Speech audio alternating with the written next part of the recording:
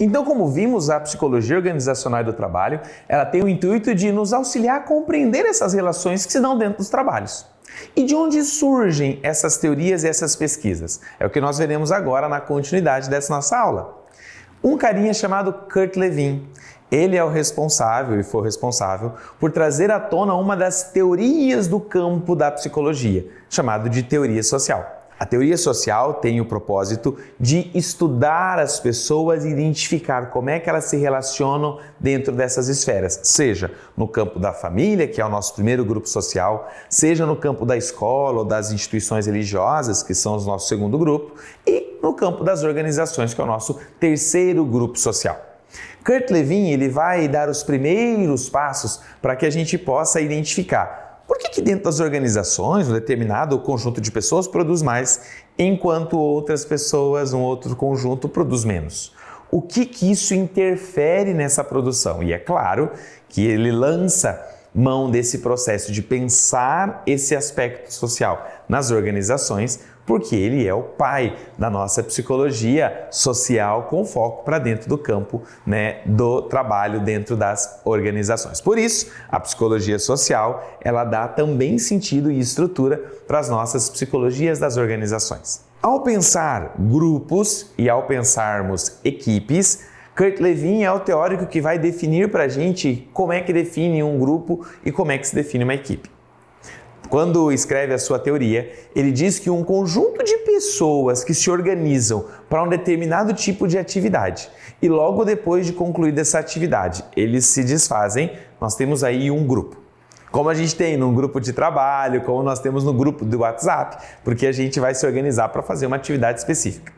Por outro lado, ele observou que um conjunto de pessoas que se organizam para um determinado projeto ou atividade e mantém-se junto após essa atividade é porque ali houve uma conexão. Teve algo a mais que deu origem a esse sujeito, nesse coletivo que não só o objeto final que era desempenhar o trabalho. Para isso, ele observa então e vê que mesmo com essa finalização do trabalho, essas relações se mantêm. A esse conjunto ele dá o nome de equipe. E nessa capacidade de termos uma equipe, termos um grupo, ele observa também a produção dentro das instituições industriais, dentro das empresas. E observa que num grupo de trabalhadores você tem uma produção específica para aquela finalidade e nada mais se organiza a partir disso. Já dentro de outros espaços da instituição, nós temos equipes de trabalho. E essas equipes são aquelas que, após uma jornada de trabalho, se encontram, participam de uma confraternização, de repente de um happy hour. Essa relação que as pessoas têm umas com as outras interfere sim na produtividade. Então, Kurt Lewin traz para a gente que dentro de um grupo de trabalho, o que eu tenho são produções específicas com uma determinada finalidade. Dentro de uma equipe de trabalho, eu tenho um engajamento. Eu tenho aquela pessoa que veste a camisa porque ela sabe que as relações que estão estabelecidas dentro da empresa, elas vão para além das organizações. Normalmente, as pessoas aí dentro das empresas, então, têm um filho, chama o outro para batizar, leva o colega para participar no processo de crisma, primeira comunhão, da formatura da escola do filho. Essas relações, elas extrapolam o campo das barreiras da organização. Vê o quanto uma pesquisa bem antiga, ela traz para a gente reflexos dentro hoje daquilo que a gente faz dentro das empresas? E por que ele foi pesquisar isso? Porque identifica, Kurt Lewin, a definição que esse sujeito, enquanto indivíduo, ele é o propósito de Kurt Lewin. De olhar para esse sujeito e dizer assim, ele é aquilo que está ao entorno, que define ele. Porém, não é somente isso que vai definir esse sujeito. Então eu, enquanto Frank, tenho a minha capacidade de ser pessoa, profissional, professor e tal. Mas ao estar nesse universo da nossa instituição educacional, e dentro desse repertório de ter contato com as pessoas que nos auxiliam nesse processo de gravação, que preparam o material, que a gente conversa e dialoga no pedagógico, que faz a diagramação do material, essa relação que a gente vai estabelecendo, ela pode sim colaborar fora do nosso espaço e também trazer pontos positivos para esse momento que a gente tem, que é de realizar a nossa atividade. Então, esse entorno, e é observar o sujeito nesse entorno que Kurt Lewin vai definir um propósito que hoje nós chamamos de cultura e clima organizacional. O quanto esse espaço do qual nós estamos vai interferir na dinâmica do nosso trabalho ou não. Você já deve muitas vezes ter pensado, por exemplo, em por que será eu escolho estar nessa instituição ou por que eu escolhi estar numa instituição e não na outra? Às vezes não é nem em comparação de salário. A outra pode até me oferecer um salário melhor, mas o espaço afetuoso, o clima que é organizado dentro dessa instituição, é só ela que me proporciona.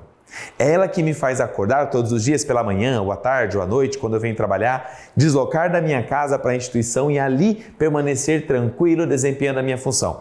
Nessa relação de troca, que o espaço do trabalho nos permite, mas também com essa condição de sentir-se bem em estar nesse espaço. É por isso então que a gente tem algumas coisas que foram verificadas enquanto princípios e a gente vê na nossa tela aí mostrando o nível da produção e interação social. Isso foi levado em consideração na hora de construir o quanto que a gente tem de interação um com o outro colega, o quanto isso extrapola os espaços da instituição. O outro ponto, o comportamento social dos empregados. Algumas instituições estabelecem, por exemplo, que um não pode ter contato com o outro.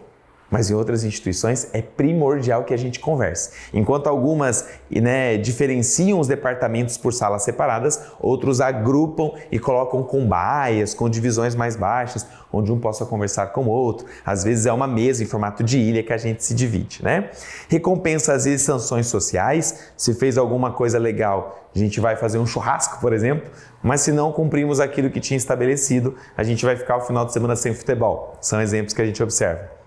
Grupos informais e relações humanas, as pessoas se juntam na hora do café, na hora do almoço, ou é estritamente cheguei, bati o meu ponto, vou trabalhar, virei, bati o ponto e vou embora. A importância do cargo, o quanto a função que eu exerço é importante dentro desse processo, mas o quanto compreender que também tem um impacto para as outras pessoas que se relacionam comigo. As ênfases nos aspectos emocionais.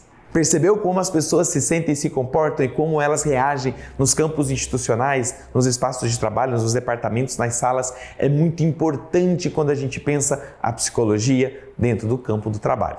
Por isso, então, hoje se trabalha e tem todo o direcionamento para entender o que é o campo de trabalho e o que é o ambiente de trabalho. O campo de trabalho é aquele espaço onde o sujeito tem uma coisa determinada para realizar. A energia dele se congrega e se converge, para que ele faça aquele tipo de trabalho específico. Já o ambiente é o espaço comportamental. É a relação que ele vai dar com esse espaço e dessa forma como é que ele se constitui no novo sujeito. É como eu observo e digo, é um espaço gostoso ou não? Então eu tenho o campo como a nossa estrutura física. O ambiente é a minha percepção desse espaço. Somos nós que julgamos se é um espaço gostoso ou não, agradável ou não, que eu gosto ou não de estar perto. Eu conheço muitas pessoas que estão dentro do espaço de trabalho e que por vezes não veem a hora de terminar essa jornada para que possam ir para casa porque aquele espaço não lhe parece muito bem. Talvez falta a ele essa percepção daquilo que vamos chamar de cultura e clima organizacional. Portanto, a gente tem a definição de Kivianato, nosso guru do campo da administração, dizendo pra gente que esse clima organizacional refere-se então à relação, a forma como esses sujeitos que estão dentro das organizações se existem e coexistem. Não só na atividade que a gente faz, não só na necessidade que tem de ter um contato ou de uma informação em prol de uma tarefa, mas sim daquilo que os motiva a participar desses processos. Muita gente não vê a hora de, ao terminar um trabalho, ao terminar uma hora de jornada, poder se encontrar no outro dia com o seu colega para poder se deliciar e junto com isso fazer algumas coisas que são consideradas importantes. Tanto quanto a gente fala dentro do nosso trabalho, a gente também tem que pensar nas reações que isso traz para a gente. Mas é claro que essas reações é um papo para uma outra aula nossa. Agradeço a vocês e aguardo para o nosso próximo vídeo. Até lá!